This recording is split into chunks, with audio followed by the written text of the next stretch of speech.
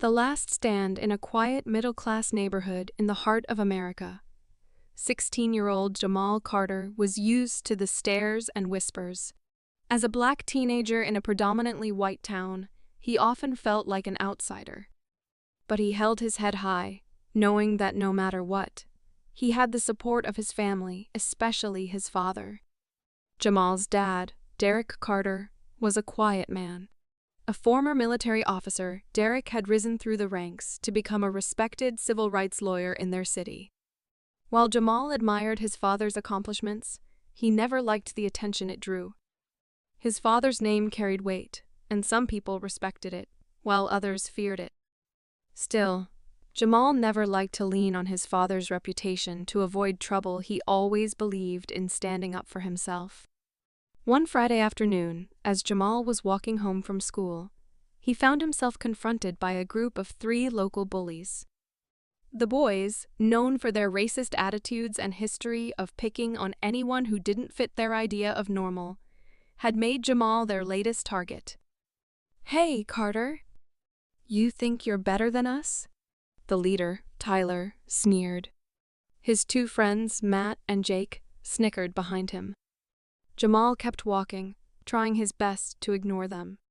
He had dealt with this before: small insults, a shove here and there. But today, they were in a mood for more than just words. "You walk away like you own this street, huh? Who's gonna stop us?" Tyler taunted, pushing Jamal hard in the chest. Jamal stumbled back but didn't fall.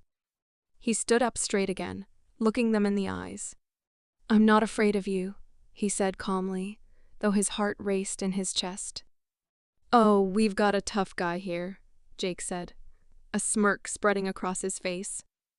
"Let's see how tough you are, Carter." They started to move closer, closing in on Jamal. For a moment, Jamal felt a surge of fear.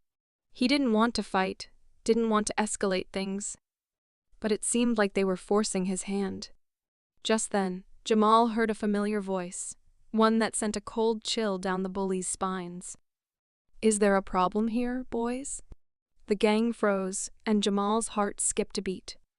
He turned to see his father, Derek, walking down the sidewalk with his usual calm, authoritative presence.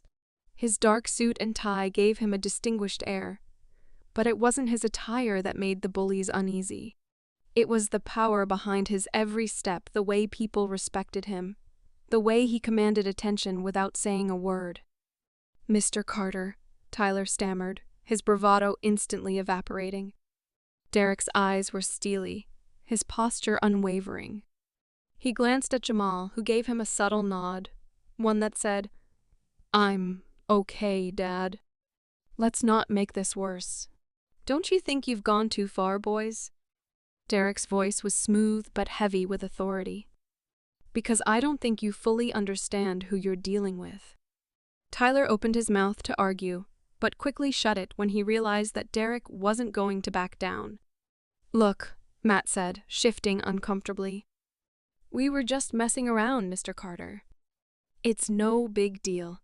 Derek took a step forward, his eyes narrowing slightly. "This isn't a joke. Harassment, bullying, racism, it's all the same thing. And where I come from, we don't tolerate any of it." Jamal's heart swelled with pride as his father continued to speak. He could see that the bullies were starting to shrink, their tough acts faltering under Derek's gaze. "You know, I'm sure your parents would be interested in knowing how you've been spending your time," Derek said coolly.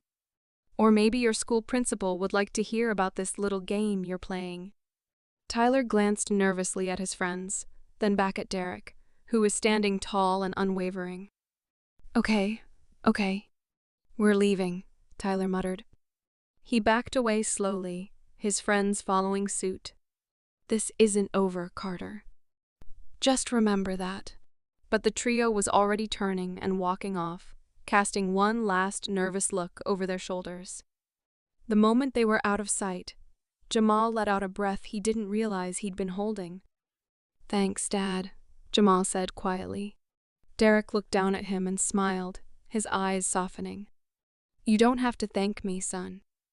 But remember this, some people only understand power when they're faced with it.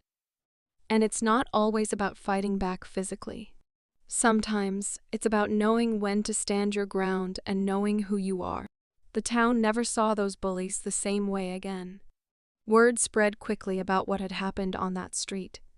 And soon enough, the boys found themselves facing consequences that went far beyond Jamal's father's words. And though Jamal didn't seek out confrontation, he knew that his father's influence would always be there to remind those who sought to spread hate that, in this family, justice would never back down.